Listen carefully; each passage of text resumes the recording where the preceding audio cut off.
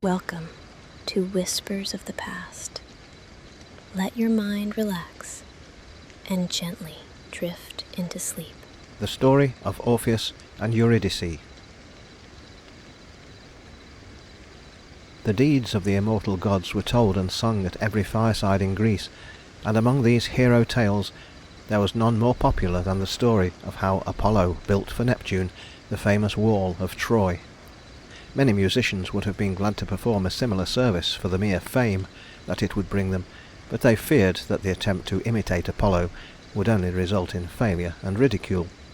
So no mortal ever presumed to say that he could make rocks and stones obedient to the spell of his music. There was, however, one musician, Amphion, king of Thebes, who was anxious to prove that his playing was equal to Apollo's, but knowing how unwise it was to vie with an immortal, he determined not to test his skill publicly, but to carry out his cherished plan at night, when men were dreaming in their beds. He was eager to build a high wall around Thebes, and to build it as Apollo did the wall of Troy. So when the sun set and darkness crept over the earth, Amphion stood just outside the city gates and began to play on his lyre. Immediately the stones rose from the ground and moved rhythmically into their places in the wall, which soon rose strong and high, a firmer defence than any that could be built by men's hands. Another famous musician was Arion, who won not only praise for his great skill in playing, but also much wealth. Whenever a contest was held in which a prize of money was given, Arion was usually a competitor, and as his music was really finer than that of most players, he easily won the reward. Once he was returning from a festival in Sicily, whither many musicians had gone on account of the rich prize, and as he had come off victor, he was leaving the foreign shores well laden with gold. Unfortunately, he happened to embark on a ship owned by pirates, who had heard of his great wealth and were plotting to seize whatever part of it he had on board.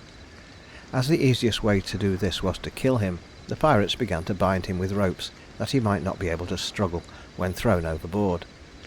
Arion calmly accepted his fate, but begged the brutal crew to allow him to play once upon his lyre before going to his death.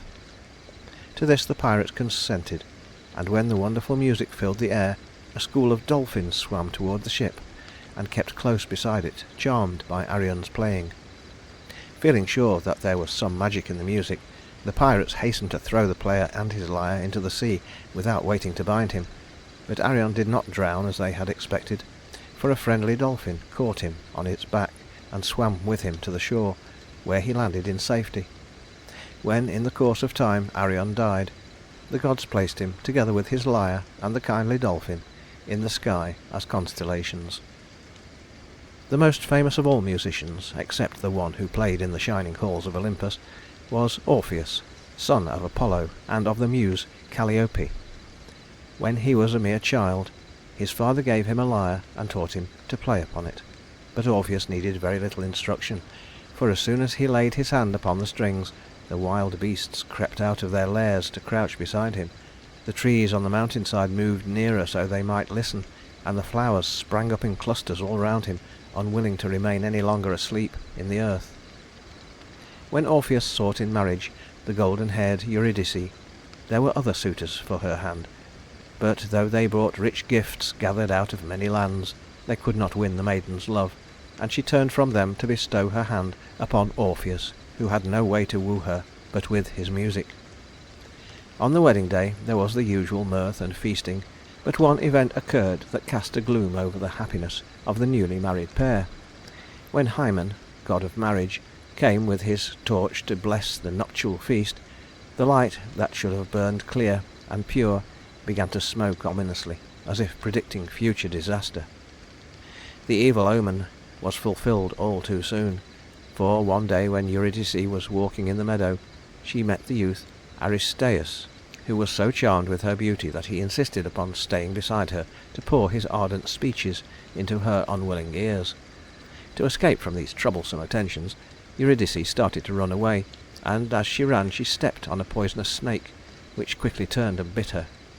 She had barely time to reach her home before the poison had done its work, and Orpheus heard the sad story from her dying lips. As soon as Mercury had led away the soul of Eurydice, the bereaved husband hastened to the shining halls of Olympus, and throwing himself down before Jupiter's golden throne, he implored that great ruler of gods and men to give him back his wife. There was always pity in the hearts of the gods for those who die in flowering time, so Jupiter gave permission to Orpheus to go down into Hades and beg of Pluto the boon he craved. It was a steep and perilous journey to the kingdom of the dead, and the road was one that no mortal foot had ever trod. But through his love for Eurydice, Orpheus forgot the dangers of the way, and when he spoke her name the terrors of the darkness vanished. In his hand he held his lyre, and when he arrived at the gate of Hades, where the fierce three-headed dog Cerberus refused to let him pass, Orpheus stood still in the uncertain darkness and began to play. And as he played, the snarling of the dog ceased, and the noise of its harsh breathing grew faint. Then Orpheus went on his way undisturbed, but still he played softly on his lyre, and the sounds floated far into the dismal interior of Hades, where the souls of the condemned labour forever at their tasks. Tantalus heard the music, and ceased to strive for a drop of the forbidden water.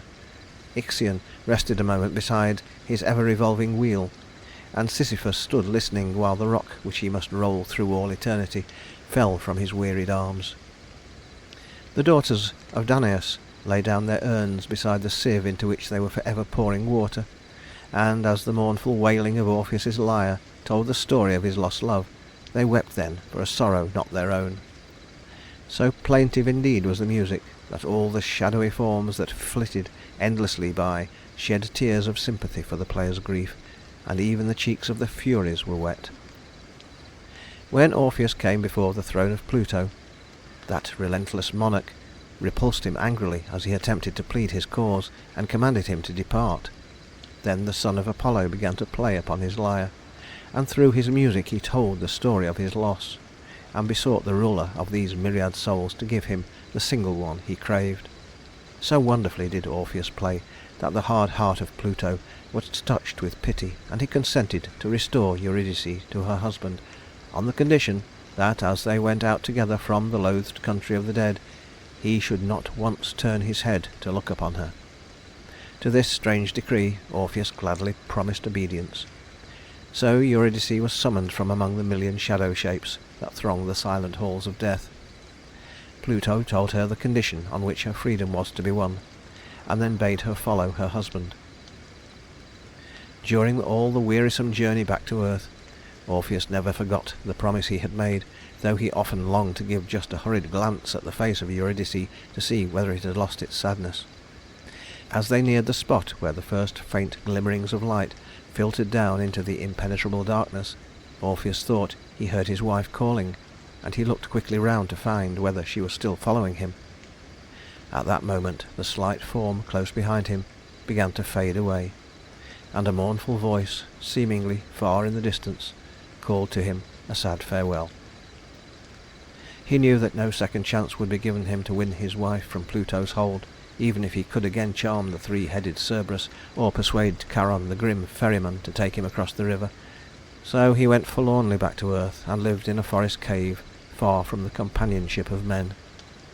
At first there was only his lyre to share his solitude, but soon the forest creatures came to live beside him, and often sat listening to his music, looking exceedingly wise and sorrowful. Even in his sleepless hours, when he fancied he heard Eurydice calling, he was never quite alone, for the bat and owl and the things that love the darkness flitted about him, and he saw the glowworms creep toward him out of the night-cold grass. One day a party of Bacchantes found him seated outside his cave, playing the mournful music that told of his lost love, and they bade him change the sad notes to something gay so that they might dance. But Orpheus was too wrapped up in his sorrow to play any strain of cheerful music, and he refused to do as they asked. The Bacchantes were half maddened by their festival days of drinking, and this refusal so enraged them that they fell upon the luckless musician and tore him to pieces. Then they threw his mangled body into the river, and as the head of Orpheus drifted down the stream, his lips murmured again and again, Eurydice, until the hills echoed the beloved name, and the rocks and trees and rivers repeated it in mournful chorus. Later on the Muses gathered up his remains to give them honourable burial, and it is said that over Orpheus's grave the nightingale sings more sweetly than in any other spot in Greece. Mars and Vulcan. The three children of Jupiter and Juno were Hebe, Mars, and Vulcan. Hebe, goddess of youth, was a cup-bearer at the feasts of Olympus, and poured from golden flagons the sparkling ruby-tinted nectar. Many times were the brimming cups emptied and filled again, for the gods loved long draughts of the life-giving nectar that kept off all sickness and decay. No wine of earth's yielding ever appeared at these royal banquets, nor were there seen here the heaped-up platters of food such as mortals crave, for the gods ate only of the divine ambrosia, which ensured them to eternal youth and beauty. For so long a time had fair-haired Hebe served at the feasts of Olympus that the gods never thought that she could be deprived of her office.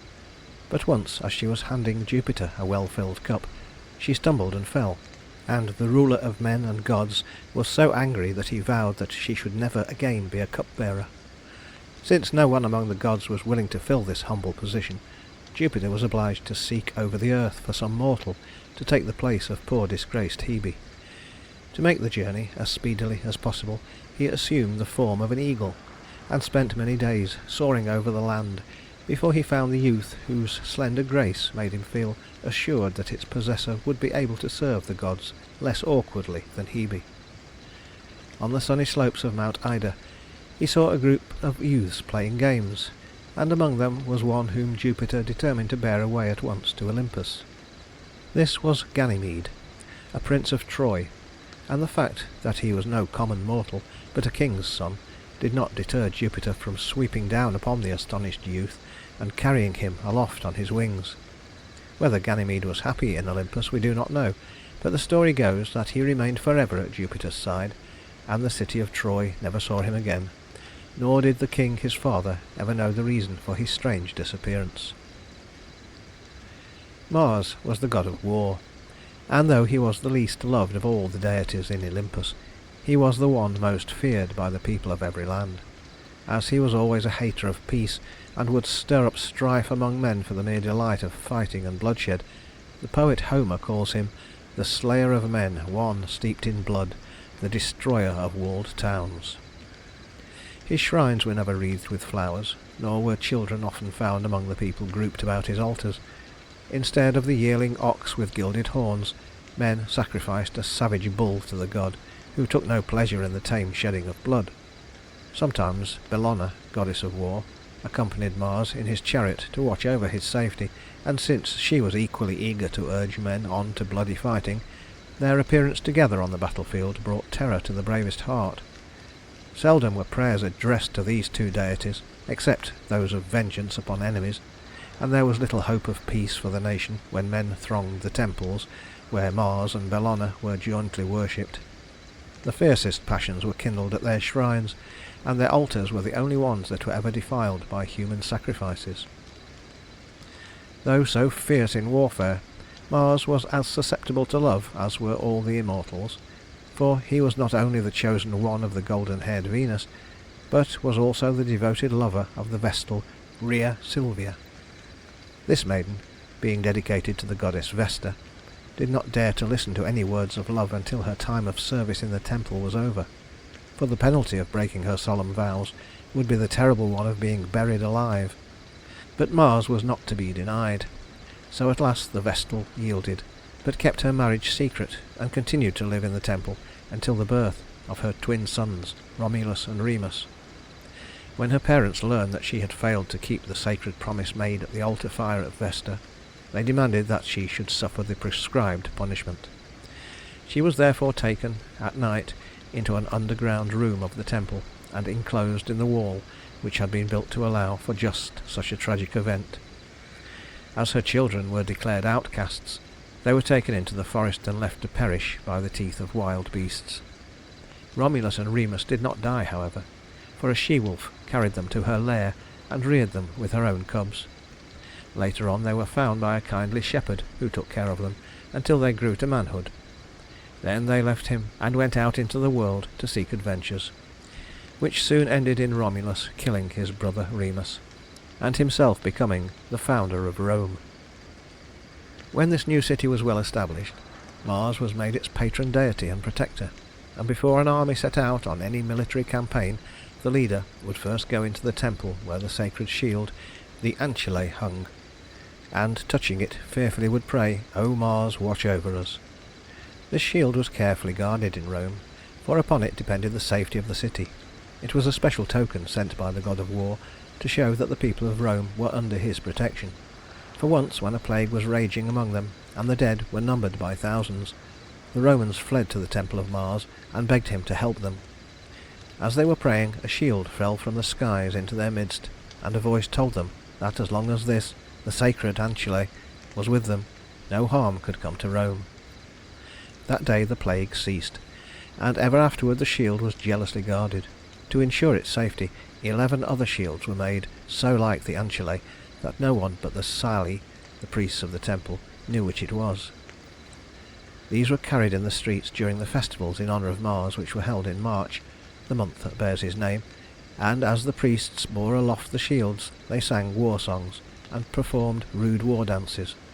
Sometimes the shields were displayed on the broad grounds where soldiers and youths of the city held their exercises. This place was dedicated to the god of war, and was called the Campus Martius, or Field of Mars. During the war between the gods and the giants, Mars was so eager to prove his skill in warfare that he engaged in a fierce battle with Otus and Ephialtes. These two giants were only 9 years old, but they were already of immense size, as they increased in height at the rate of 9 inches every month. The young giants were very proud of having conquered the god of war, and carried him off the battlefield in triumph. They bound Mars with iron chains, and kept a careful guard over him, so that none of the gods could set him free. Whenever Mars attempted to escape at night, believing that the giants were asleep, the rattle of the chains woke his guardians, and all the hope of rescuing him was over. In this disgraceful bondage the unhappy Mars lingered for 15 months, until Mercury, the prince of thieves, unfastened the chains and restored the god to freedom. When Cadmus went on his search for his sister Europa, whom Jupiter, in the form of a white bull, had carried off to a distant land, the devoted brother was at last bidden to give up his hopeless quest, to settle in the country, later called Boeotia, and to found a city there. Cadmus was glad to rest after his long march, and he sent some of his men in search of a spring. When they did not come back, he sent others to look for them, and when these did not return, he went himself to see what had caused all this delay. He carried his sword in his hand, and also a long spear, for he guessed that some disaster had overtaken his men. He wandered some time before he discovered any trace of them, and then at the edge of a forest he came upon the lifeless body of one of those who had first set out to find the spring. As he went farther into the forest, he found others of his men, all of them lifeless, and soon he came to a large cave, at the entrance of which bubbled a fountain of purest water. Not knowing that this was a grove sacred to Mars, and a fountain that had never been polluted by mortal touch, Cadmus stooped to drink, when suddenly, out of the deep shadows of the cave, rushed a huge dragon, with crested head and glittering scales, and a triple tongue vibrating between triple rows of teeth. This monster, twisting his body into a huge coil, darted towards Cadmus with gleaming fangs, but the young prince dealt his assailant a terrific blow that pierced the dragon in a vital spot, and it rolled over dead upon the floor of the cave. Then Cadmus heard a voice telling him to take out the dragon's teeth, and to sow them in the ground where he wished to build his future city of Thebes.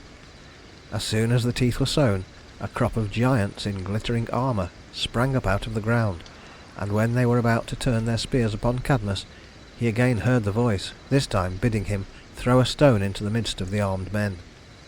This caused a terrific battle to begin among the giants themselves, and soon they were all killed, except 5 who laid down their weapons and offered their services to Cadmus.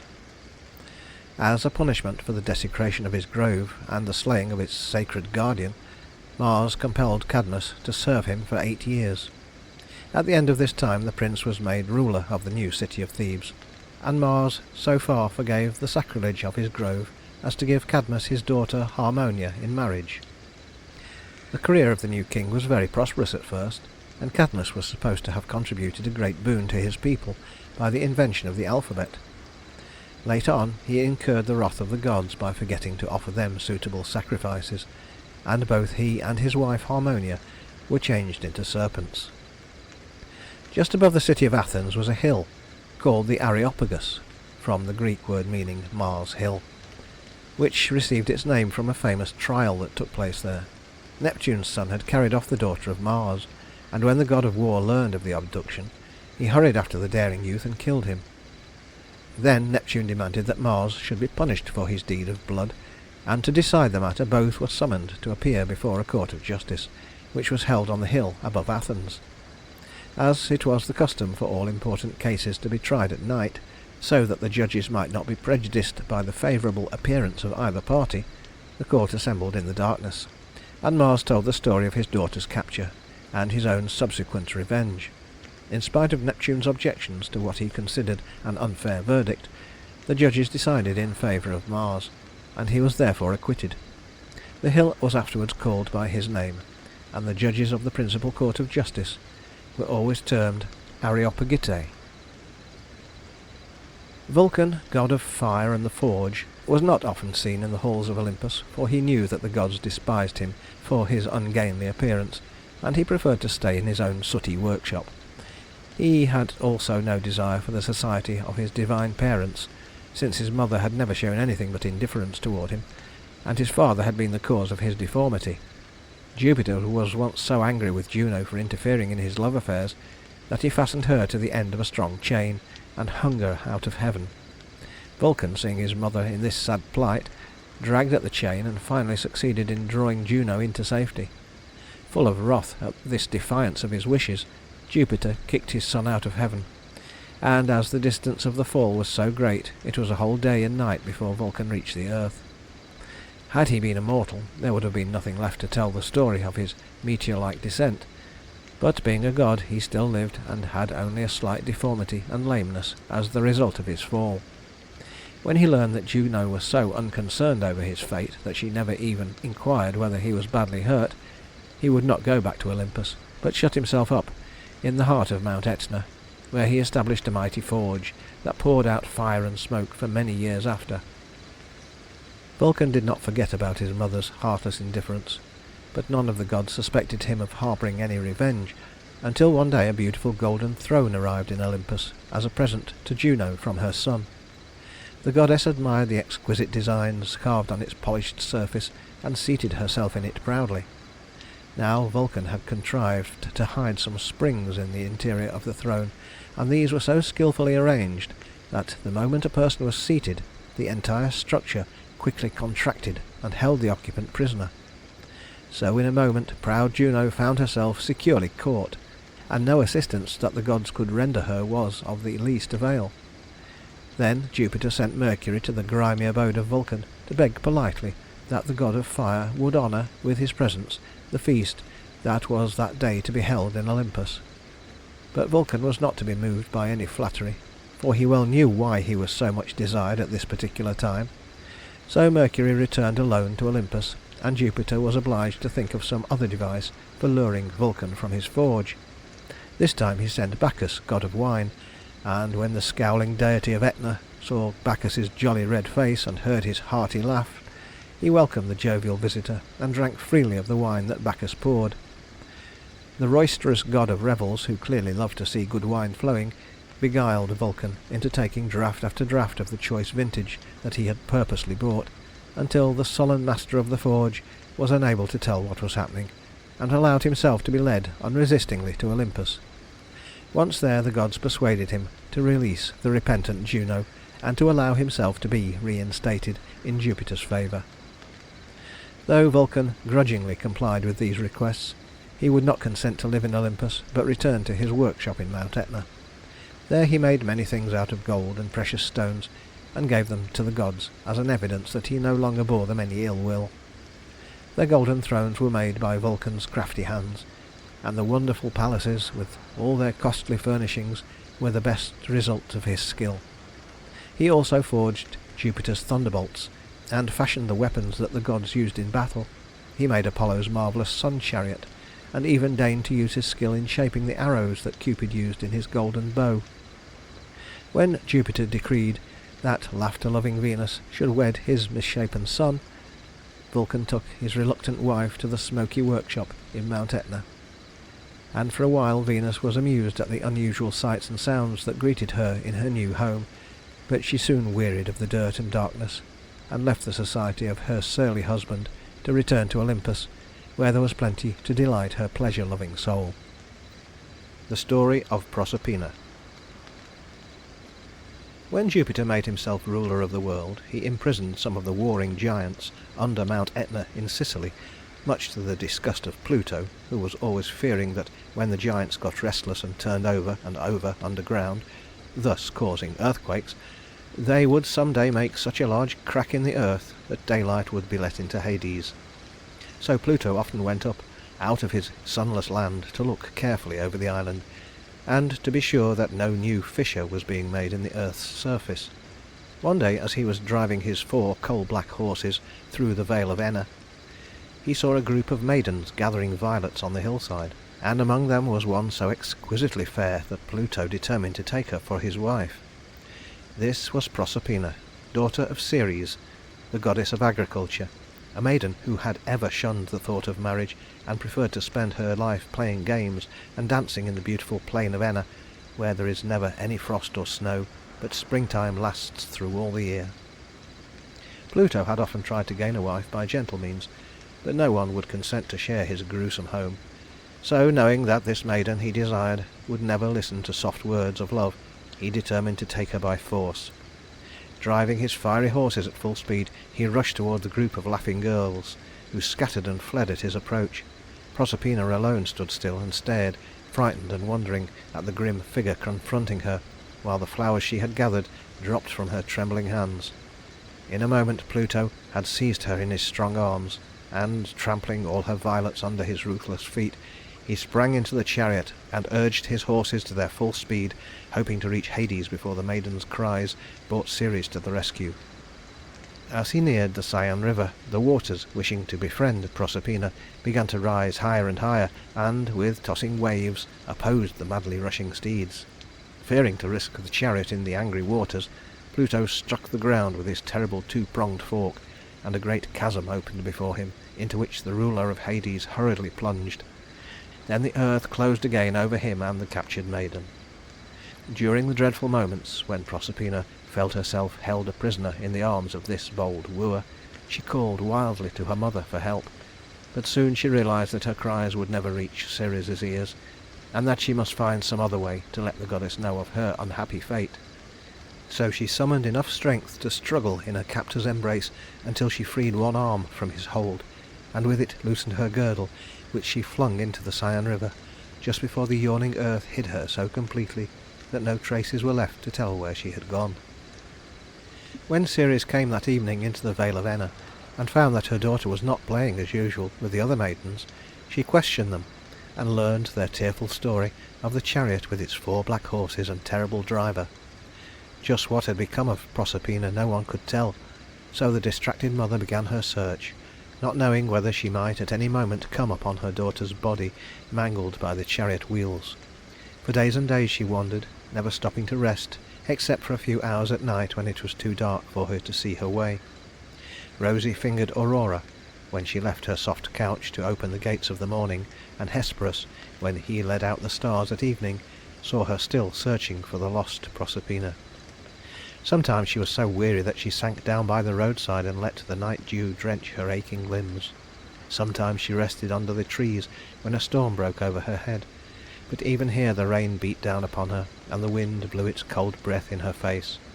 Kindly people gave her food whenever she stopped to ask for it, and, though none knew that she was a goddess, they sympathized with her grief when she told them that she was seeking her lost child. Only once did she meet with unkindness. She was sitting at a cottage door eating gruel from a bowl, and a lad, Stellio by name, laughed insolently at her enjoyment of the meal. To punish him for his rudeness, the goddess threw some of the gruel in his face, and immediately he was changed into a lizard.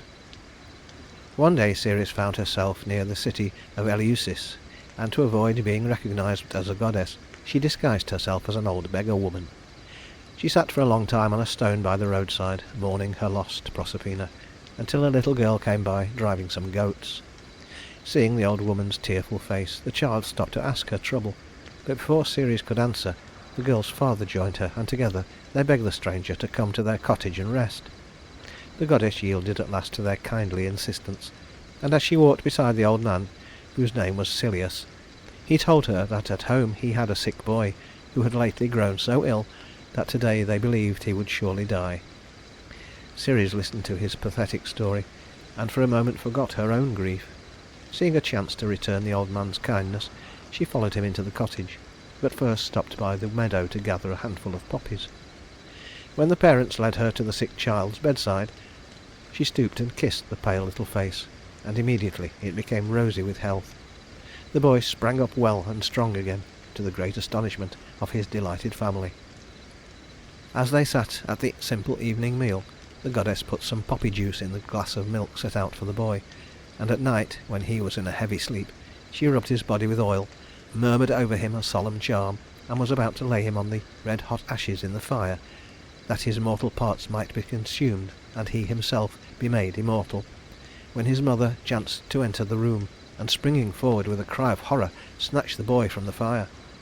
Before the excited mother could vent her wrath on the old woman, Ceres assumed her goddess form and quietly reproved the intruder, for her interference had not averted a harm, but had prevented a great gift from being conferred upon the unconscious child. When Ceres left the cottage of Celeus, she continued her wanderings over the earth, and finally returned, discouraged and heartbroken, to Sicily. Chancing to be near the river Cyane, she went down to the water's edge to drink, and happily discovered the girdle that Proserpina had dropped there in her flight. This made her hopeful of finding further traces of her lost daughter, so she lingered by the river bank, eagerly scanning the overflowing stream. As she stood there holding the recovered girdle in her hand, she heard a low murmuring sound, as if someone was speaking in whispers. The goddess listened, wondering from what place the voice came, and soon she found that the soft tones proceeded from a fountain which was so close to her that its lightly tossed spray fell on her hand. The murmur was often indistinct, but Ceres understood enough to realize that the words were addressed to her, and that the fountain was trying to tell her how Pluto had come up from Hades and carried off Proserpina to be his wife. While the goddess was musing over this painful revelation, the fountain went on to say that it had not always been a stream in sunny Sicily, but was once a maiden named Arethusa, and a native of the country of Elis. As a follower of Diana, she had roamed the wooded hills, and one day, being wearied from the chase, she sought refreshment in the forest stream. The drooping willows hung protectingly over the water, and here the nymph bathed fearlessly, believing herself alone.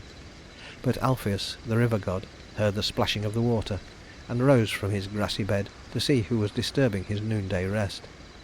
At the sight of Arethusa, he was so delighted that he ventured to approach her, but she fled terrified through the forest, calling on Diana for help. The goddess, hearing her cries, changed her into a fountain, and to further baffle the pursuing Orpheus, she wrapped it in a thick mist. As the river god could no longer see the nymph, he was about to give up the chase, when Zephyrus maliciously blew away the cloud, and Orpheus saw the bubbling fountain. Suspecting that this was Arethusa, the god changed himself into a rushing torrent, and was preparing to mingle his impetuous waves with the waters of the fountain, when the nymph again called on Diana to protect her. The goddess came to her rescue by opening a crevice in the earth, and here the shivering waters of the fountain found a speedy refuge. To keep far out of reach of Orpheus, it continued to flow underground for many miles, and even crept beneath the sea until it reached Sicily, where Diana again cleft the earth and allowed the fountain to come up into the sunlight. During her journey through the dark underworld, Arethusa said that she had seen Proserpina sitting, tearful and sad, on a throne beside the grim ruler of the dead. When she heard this story, Ceres was no longer in doubt where her lost daughter could be found, but the knowledge gave her little comfort, for she was aware how useless it would be to ask Pluto to give up the wife he had so daringly won. Seeing no hope of regaining her child, Ceres retired to a cave in the hills, and paid no heed to the waiting earth that had suffered so long from her neglect. There was drought in the land, and the crops were failing for want of water. The fruit trees were drying up, and the flowers were withering on the parched hillsides. Everything cried out for the protecting care of Ceres, but the goddess stayed her hand, and in the solitude of the cave mourned unceasingly for Proserpina. Famine spread over the land, but the people, in spite of their dire need of food, burned sacrifices of sheep and oxen on the altars of Ceres, where they importuned her with their prayers. Jupiter heard their cries, and besought the goddess to take the earth again under her wise care, but Ceres refused to listen, for she was indifferent now to the welfare of man, and no longer delighted in the ripening harvest.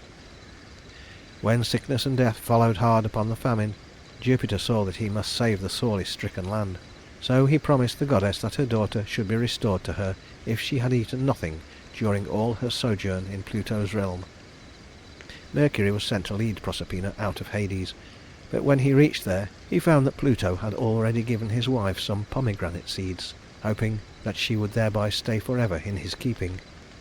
Dismayed at this unexpected downfall of her hopes, Ceres was about to shut herself up again in the cave, when Jupiter, on behalf of the suffering earth, made a compromise with Pluto, whereby Proserpina was to spend half her time with her mother in the land of sunshine and flowers, and the rest with her husband in cold and cheerless Hades.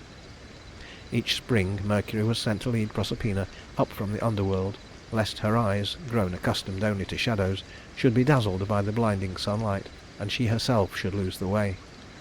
All things awaited her coming, and as soon as her foot touched the winter-saddened earth, the flowers bloomed to delight her eyes, the grass sprang up to carpet her way with greenness, the birds sang to cheer her long-depressed spirit, and above her the sun shone brilliantly in the blue Sicilian sky. Ceres no longer mourned, nor did she again suffer a great famine to afflict the land. The patient old earth smiled again on Proserpina's return, for then her mother gave the blighted vegetation a redoubled care.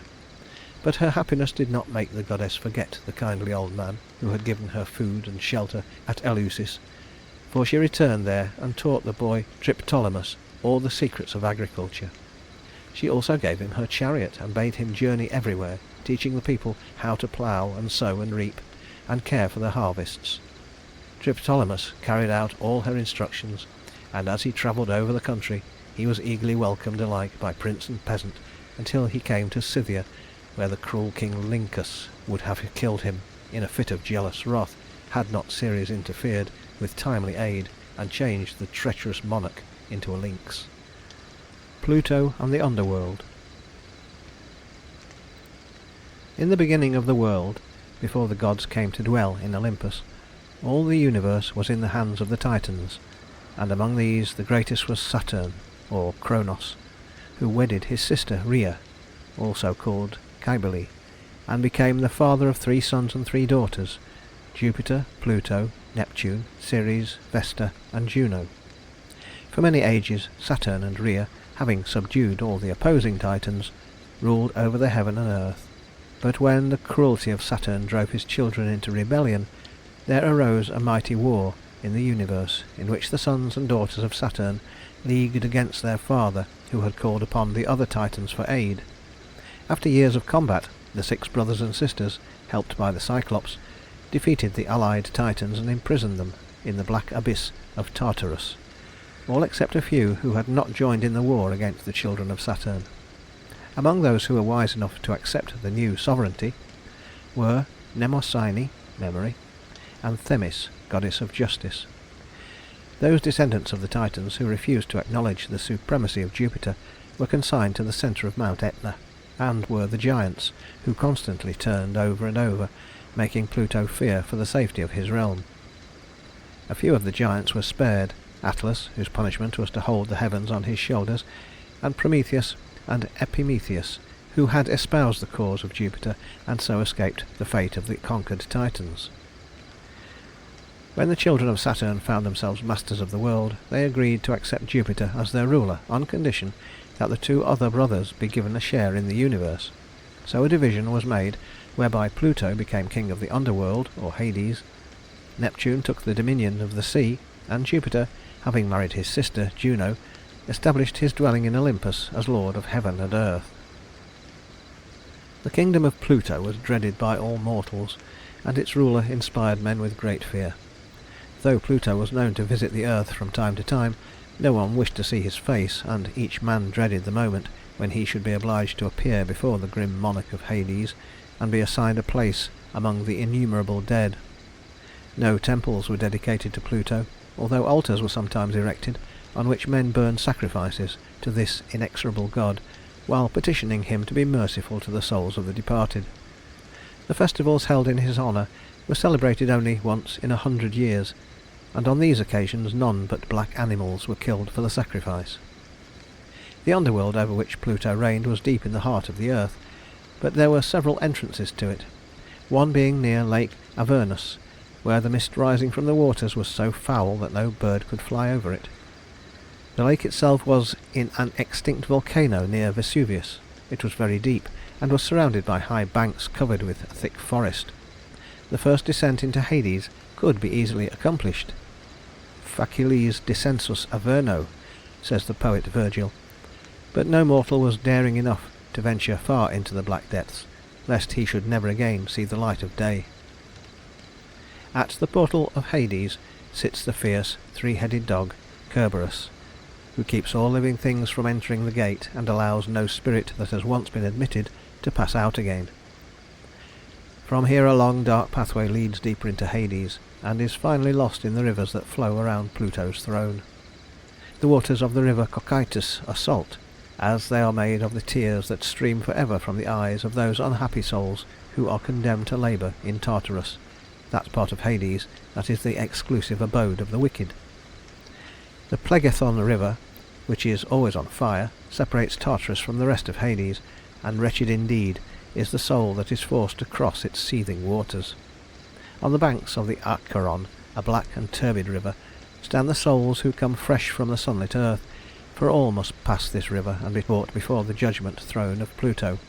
There is no bridge over the murky stream, and the current is so swift that the boldest swimmer would not trust himself to its treacherous waters.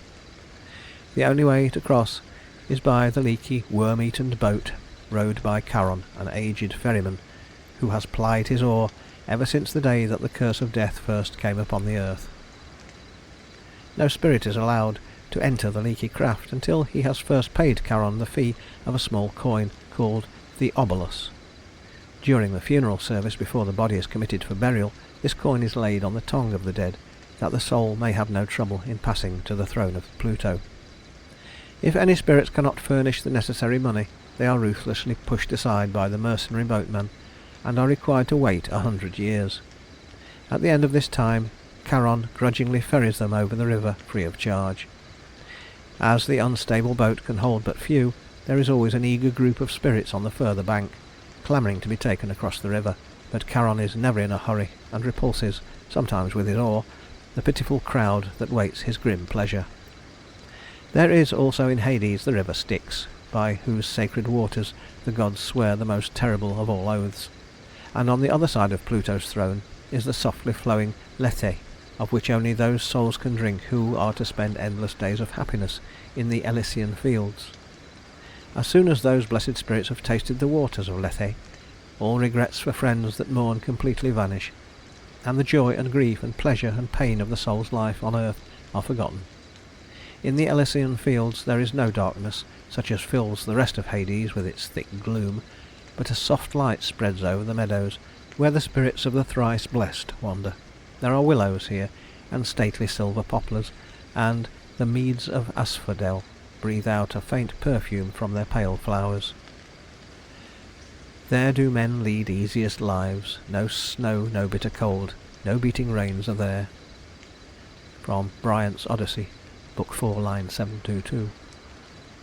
The sighs and groans that rise by night and day from the black abyss of Tartarus do not reach the ears of those who dwell at peace in the Elysian fields, and the sight of its painful torments is hid forever from their eyes.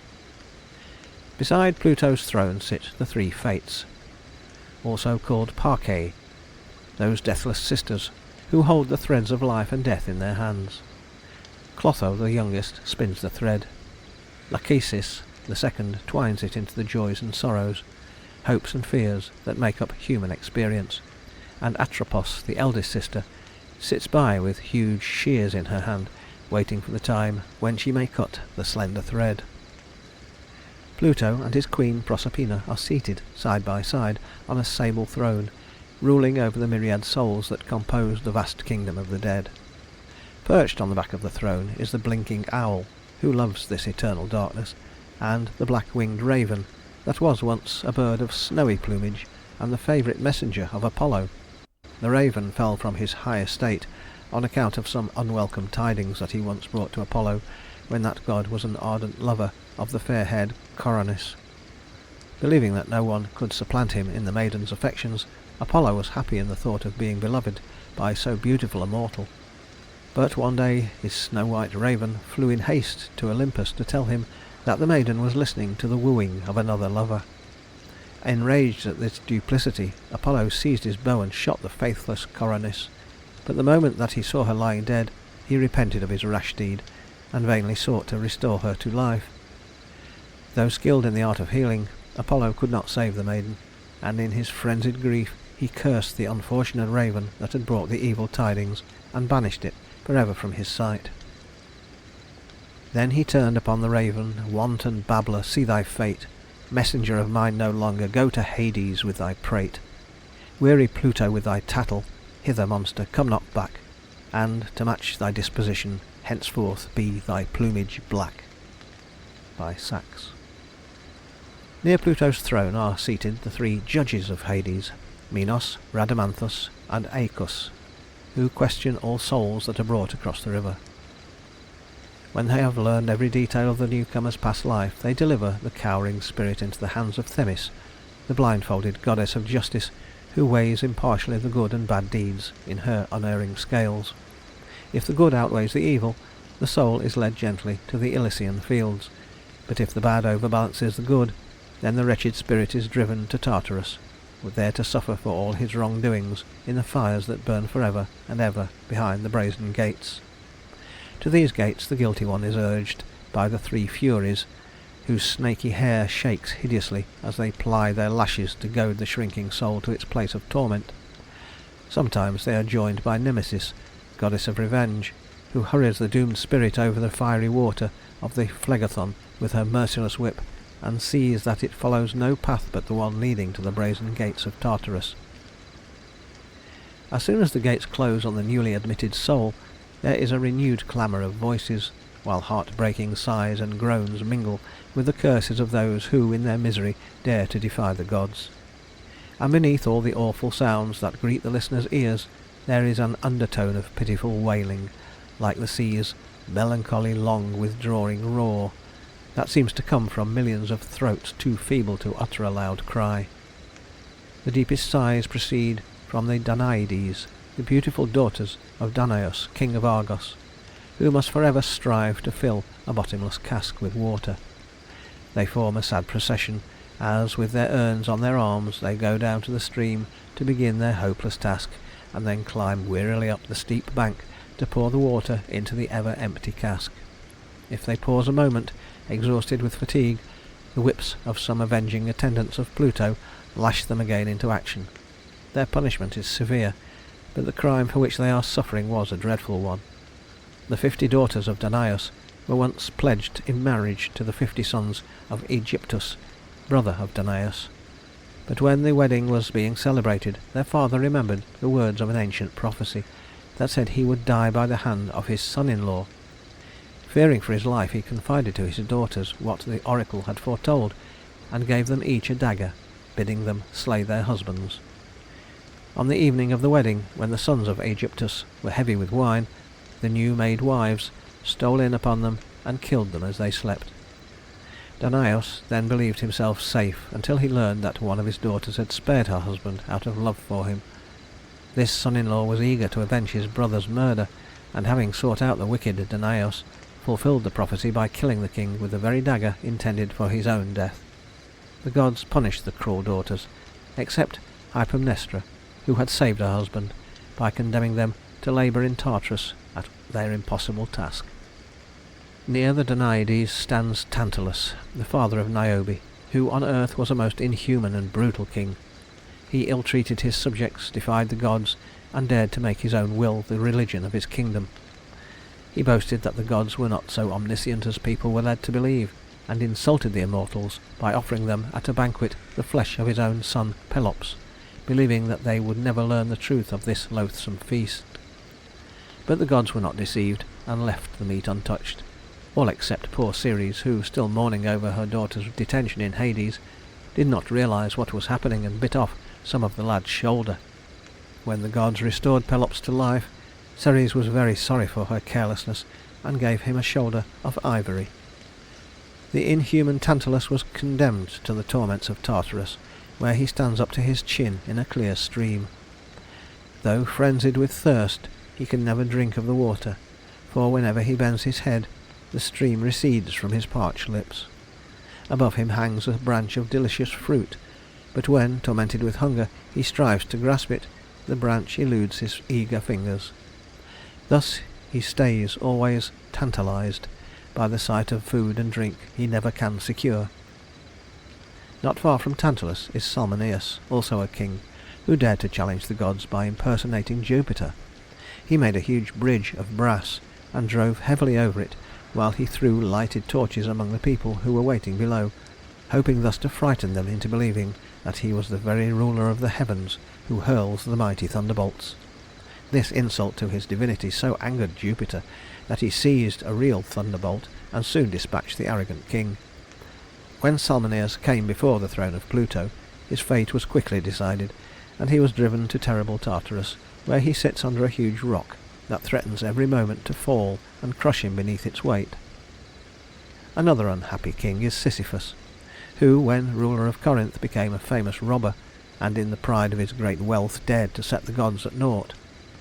Therefore he was consigned to Tartarus, and his punishment is to roll an immense stone to the top of a steep hill. As soon as he reaches the summit, the rock slips from his aching arms and tumbles to the foot of the hill, and he must at once start on the hopeless task of pushing it up the long ascent again. With many a weary step and many a groan, up the high hill he heaves a huge round stone. Homer, Pope's translation. Beyond Sisyphus lies Tityus, a giant whose huge body covers 9 acres of ground. He was condemned to the blackness of Tartarus because he dared to affront a goddess with his addresses, and so was doomed to suffer, like Prometheus, by being chained to a rock, while a vulture tears at his liver. Near him is Ixion, who was promised the hand of a certain maiden in marriage, on condition that he would give her father a large sum of money. Ixion agreed, but when the maiden became his wife he refused to give the stipulated sum, in spite of her father's clamorous demands. At length, wearied by the old man's insistence, Ixion slew him, but the deed did not go unpunished, for the gods summoned him to appear before them and answer for his cruelty. Ixion pleaded his cause so well that Jupiter was about to dismiss him, when he saw the presumptuous mortal making love to Juno. This offence could not be overlooked, so Ixion was sent to Tartarus, where he was bound to an ever-revolving wheel of fire. If anyone could follow the course of the gentle Lethe river, it would lead beyond the sunless realm of Pluto to a quiet and far distant valley, where, in a soundless cave, lives Somnus, the god of sleep, and his twin brother Mors, god of death. Here the sun, whether rising or in his mid-course or setting, can never come, and frogs, mingled with the dimness, form a strange twilight. No wakeful bird calls forth the morn, nor do watchful dogs disturb the brooding silence. No sound of wild beast or cattle, nor any noise of creaking bough nor human voice breaks in upon the perfect stillness, where mute rest has her abode. Before the cave bloom abundant poppies and other sleep-producing herbs, which night gathers, that she may distil their juice and scatter slumbers on the darkened earth. Within the cave is no door that could creak on rusty hinges, and no porter stands at the entrance of that inner room, where, on a downy couch, made of black ebony and draped with sable curtains, over which black plumes wave, lies Somnus, the god of sleep. Sleep, the repose of all things, gentlest of the deities, from whom all care flies, the peace of mind can soothe the hearts of men wearied with the toils of the day, and can refit them for labour. From Ovid, Metamorphoses, Book 11, line 590. Near Somnus sits Morpheus, one of his many sons, who watches over his slumbers and sees that no one shall break in upon his sleep. This god holds a vase in one hand, and with the other he shakes of the nodding poppies that bring drowsiness and sleep. Sometimes he assumes varied forms in which he appears to men at night, and always he flies through the darkness with wings that make no noise.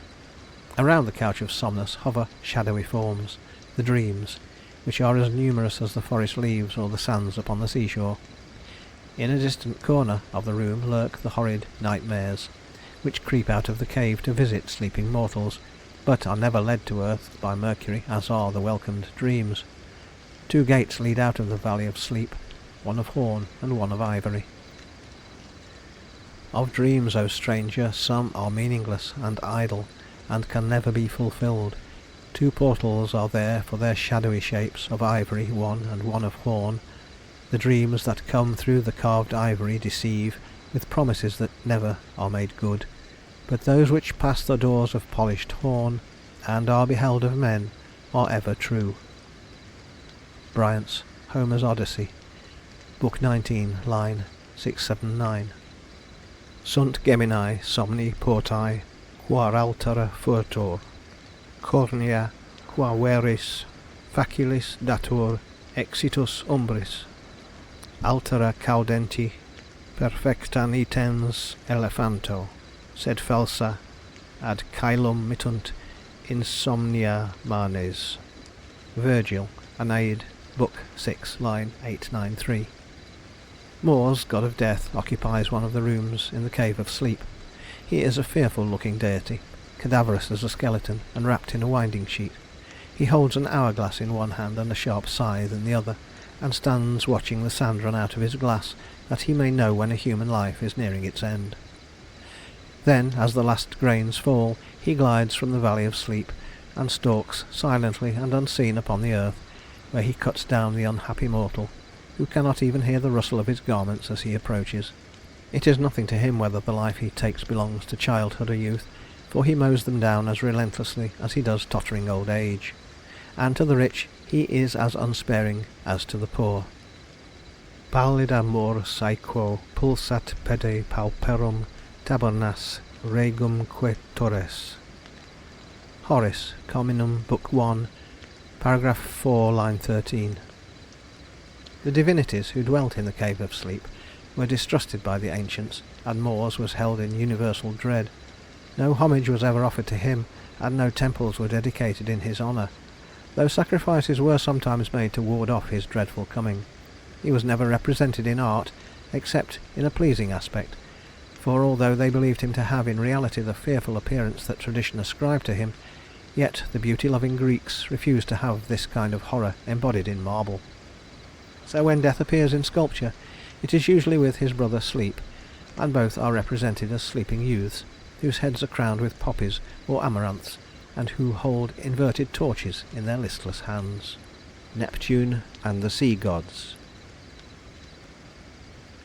In the days when the Titans ruled the universe, Oceanus, with his wife Tethys, controlled all the lakes, rivers, and seas, but when the Titans were overthrown, Neptune took possession of this great kingdom, and old Oceanus reluctantly gave up his dominion over the waters of the earth. Though anxious to assert his supreme authority, Neptune allowed some of the descendants of the Titans to keep their small kingdoms, on condition that they own allegiance to him as their ruler. Among these was Nereus, son of Oceanus, who was celebrated for his vast knowledge, his gift of prophecy, and his love of truth and justice. He and his wife Doris, also a child of Oceanus, had 50 daughters called Nereids, and they were so beautiful that Neptune chose one of them named Amphitrite for his wife. There were 2 others of the Nereids who became famous, Galatea, beloved by the Cyclops Polyphemus, and Thetis, the mother of Achilles, but none of them equalled Amphitrite in beauty. When Neptune first went wooing the Nereid, she was frightened by his formidable appearance, for he drove in a chariot drawn by huge sea-horses with brazen hoofs and golden manes, and the god himself carried his terrible trident, or 3-pronged spear, with which he shatters rocks, and commands the storms, and shakes the shores of the earth. None knew better than Amphitrite the extent of Neptune's power, for she had often watched him, when a storm was at its height, raise his all-compelling trident, and immediately the waves would cease raging, and there would be a great calm. Sometimes she saw a ship doomed by the sea god to disaster, gliding confidently in quiet waters, when all at once a fierce storm would break over its head, and the hapless sailors, as they breasted the angry waves, would pray vainly to Neptune for the help that would never come. Many a good ship had nearly gained her port when he spake, and round about him called the clouds, and roused the ocean, wielding in his hand the trident, summoned all the hurricanes of all the winds, and covered earth and sky at once with mists, while from above the night fell suddenly. Odyssey, Book 5, line 348, Bryant's translation. When Amphitrite saw this imposing-looking god driving towards her, she was frightened by so much splendour, though she could not help admiring Neptune himself, with his sea-green beard and his long flowing hair crowned with shells and seaweed. Since the enamoured god could never come near enough to plead his suit, he sent one of his dolphins to do the wooing, and this was so successful that the fair Nereid was persuaded to become Neptune's wife, and share his golden throne in the heart of the sea. To reward the dolphin for its skill in having won him his much-desired bride, Neptune placed it in the sky, where it forms a well-known constellation. Though Neptune had undisputed control over all the waters of the earth, and over all that moves through the paths of the sea, he once aspired to greater power, and even plotted to dethrone Jupiter. But the ruler of gods and men discovered his wicked plans, and to punish him deprived him of his kingdom for some years, during which time he was obliged to submit to the humiliation of serving Laomedon, king of Troy. It was while he was in the service here that he sought Apollo's help in building the wall of Troy, whose stones fell into place under the spell of the sun god's music. Laomedon had promised Neptune a large reward if the wall was built within a certain time, but when it was finished he refused to pay the sum agreed upon. Though angered by this treachery, Neptune had to endure the king's injustice until his years of service were over, but as soon as he was restored to his former power, he created a terrible sea monster, which spread terror and death all over the land. Not knowing how to meet this calamity, the Trojans consulted an oracle, and were advised to sacrifice to the monster a beautiful maiden each year, and so prevent the wrath of Neptune from overwhelming the whole country in disaster. Reluctantly the sorrowing people prepared to obey the oracle, and a victim was chosen by lot, and led by the priest to a large rock on the seashore, where she was securely chained. Then the hideous sea beast glided out of its cave in the slimy rocks and devoured her. Each year this terrible ceremony was repeated, and at last the lot fell upon Hesione, the king's only daughter. Laomedon tried in vain to save her, but the lot was cast, and nothing could avert the appointed sacrifice. In despair the wretched father saw the fatal hour approaching, and when the day drew near when Hesione was to be led down to the sea, he forgot his avarice and proclaimed throughout the land that a great reward would be given to anyone who could slay the monster. Hercules appeared just in time to save the doomed maiden, and killed the monster with his oaken club as it was dragging Hesione into its cave. The king was overjoyed at his daughter's rescue, and told Hercules that he might claim the reward. But even when he saw the hero come with the beast's head as a proof that he had slain it, he refused to part with his much-loved gold. So Hercules returned home, but he did not forget Laomedon's perfidy, and when later on he came again to Troy, he killed the king and took his children captive to Greece.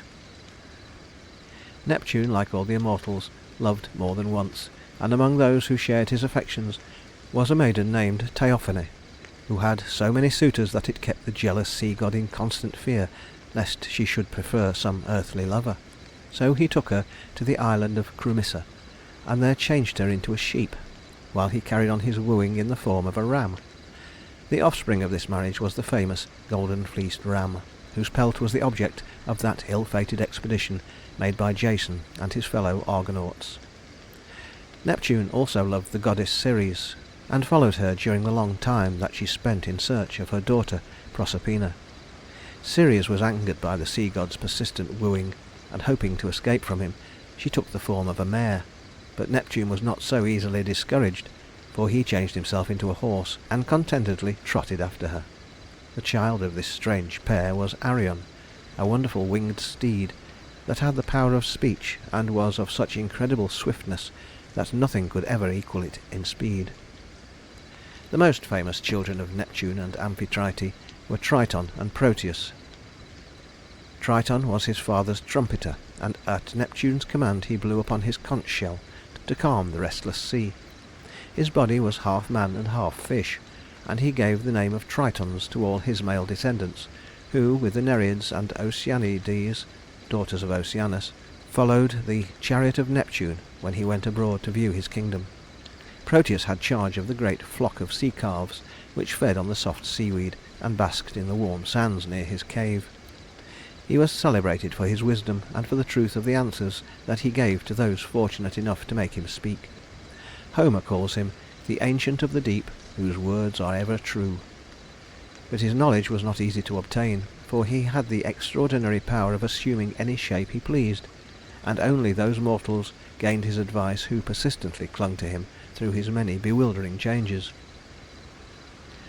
When the climbing sun has reached the middle heaven, the Ancient of the Deep, who ne'er deceives, emerges from the waves, and, covered with the dark scum of the sea, walks forth, and in a cavern vault lies down. The sea calves from the hoary ocean throng, rank with the bitter odour of the brine, and slumber near him.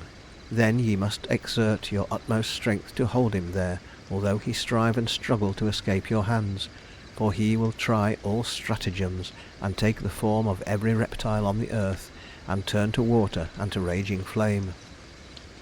But hold him fast until the aged seer is wearied out in spite of all his wiles, then question him.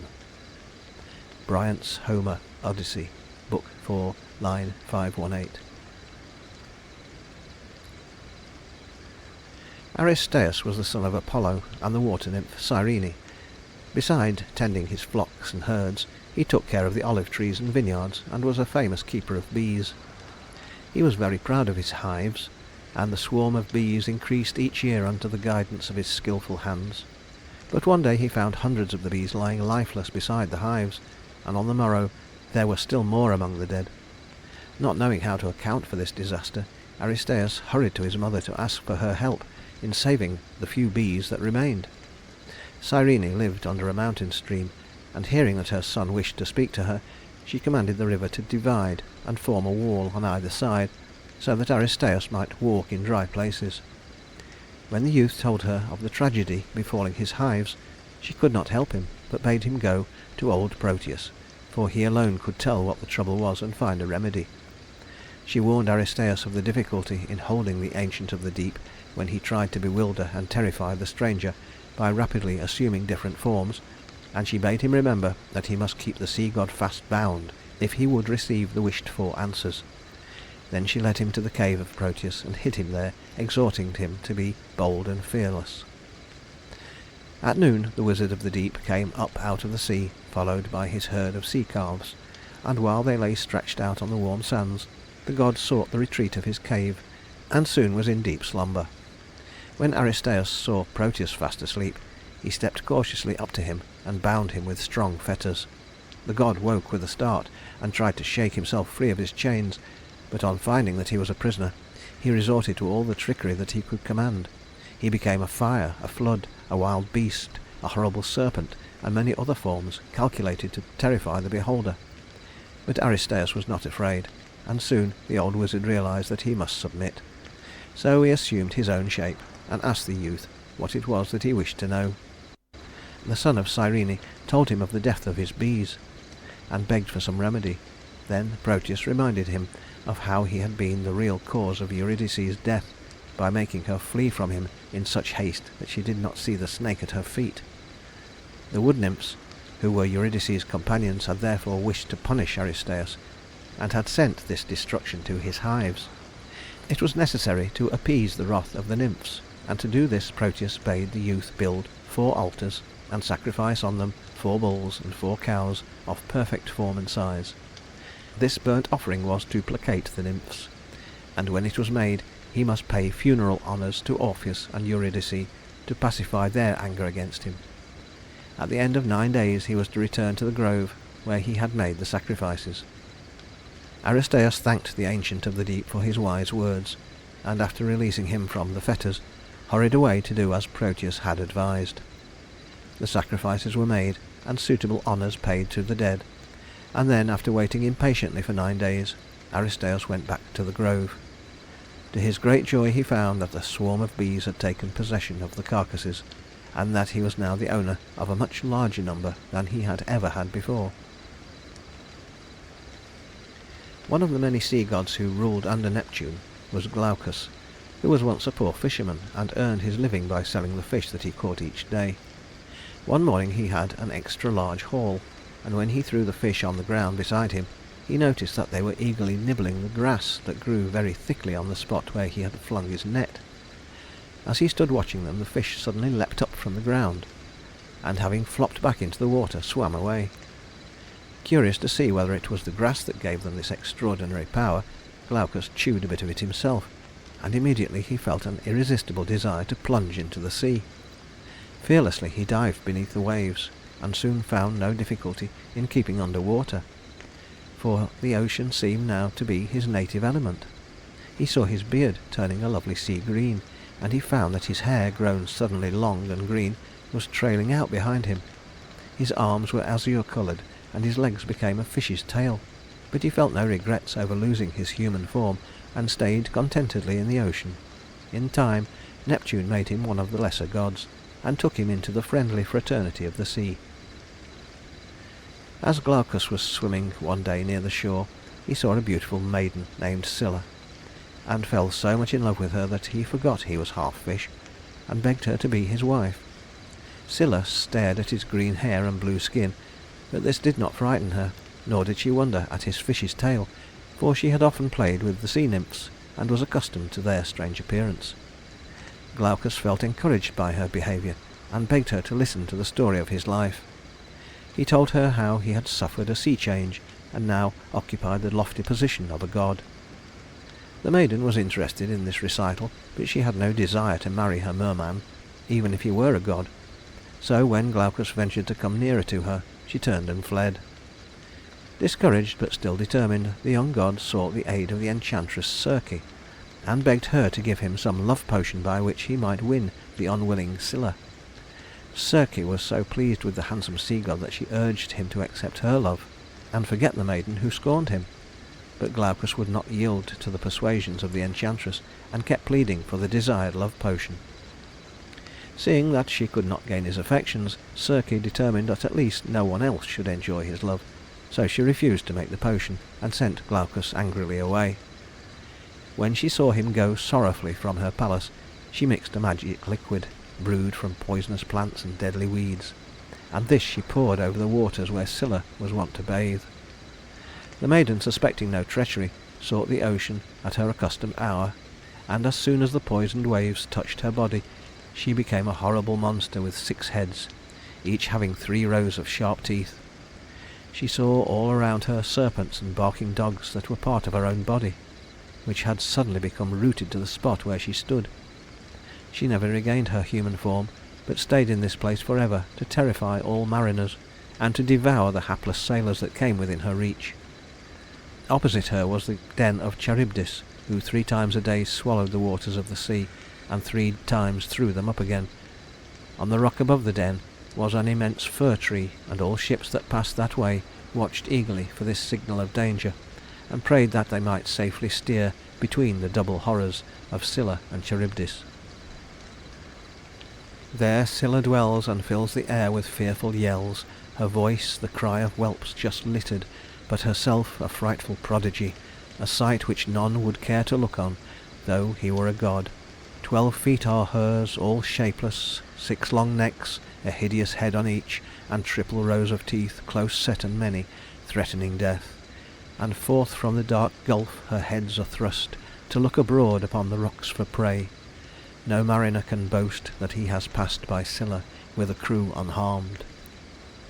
Bryant's Homer's Odyssey, Book 12, line 100. 2 other minor deities of the sea were Leucothea and Palaemon. They were not born of the ocean nymphs or any water god, but were once mortals, named Ino and Melicertes. Ino was the wife of King Athamas, whom cruel Juno goaded into madness, and through fear of him Ino fled from the palace with her little son, Melicertes, in her arms. She hoped to reach some place of safety, but imagining herself pursued, in her frenzy she plunged from a cliff's edge into the sea. Neither she nor her son perished, however, for the gods, in pity for her sufferings, changed them both into ocean deities, under the names of Leucothea and Pleiamon. They were widely worshipped by all who had business in great waters, and their protection was invoked against the danger of shipwreck. A famous altar to Palaemon was built on the shores of Corinth, and in his honour were instituted the celebrated Isthmian Games. Neptune was not only willing to befriend a goddess in distress, as he did when he raised the island out of the sea for Latona, but was equally ready to assist mortals, especially in their love affairs.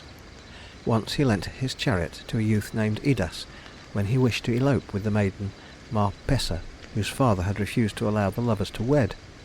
They were overjoyed at Neptune's kindly offer of assistance, and on the day arranged for their flight the happy pair mounted the chariot, and the swift steeds carried them far out of reach of Marpessa's angry father. When he discovered that his daughter had eloped with her lover, he started in pursuit, but finding it impossible to overtake Neptune's splendid horses, he flew into such a rage that he flung himself into a river and drowned. The river was afterwards called by his name, Evenus.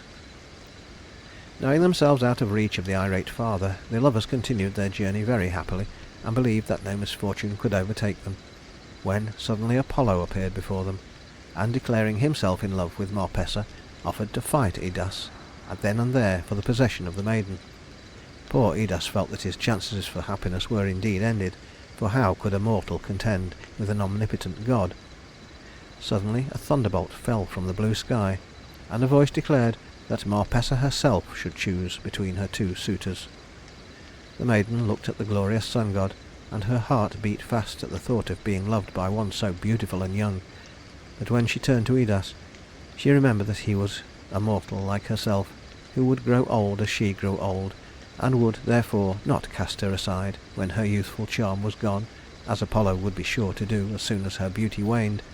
So she held out her hand to Idas, and refused the sun god's love. The choice was approved by Jupiter, and the lovers, happy once more, urged Neptune's swift horses over the mirror-like sea, which the kindly god had made calm as a forest pool on the softest summer day. In time they reached a pleasant land, far from their native country, and here they lived happily ever afterward.